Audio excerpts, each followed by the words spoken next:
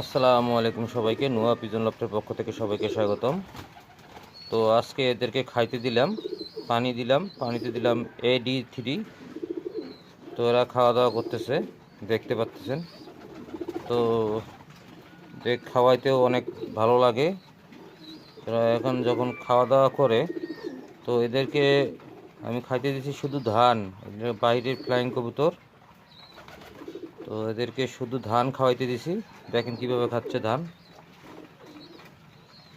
তো ওইভাবে কয়েকদিন খাবে ধান, তারপরে খাওয়ার ভাত চেঞ্জ করব। আমি বলছিলাম পরের ভিডিওতে দেখাবো, এই জন্য আপনাদের দেখাইলাম।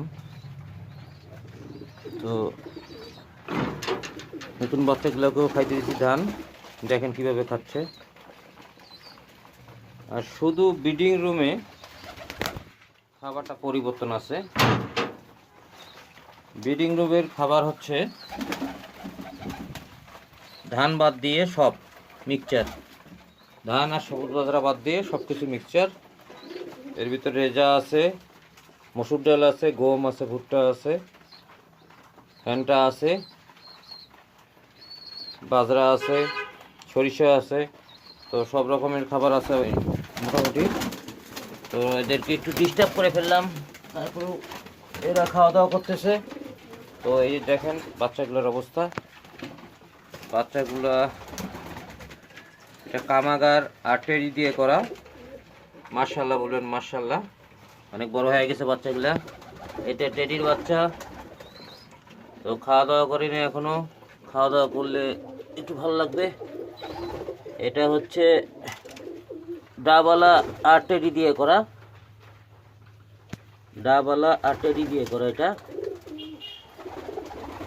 এই যে আমার প্রিন্স কামাগার মাদি, এরা ডিম দিয়ে দিছে। আর আপাতত এদিকে ডিম বাচ্চা টাচ্চা কিছু নাই। আর এখানে দুইটা সুন্দর ফুটফুটে বাচ্চা হয়েছে, এই যে দেখেন।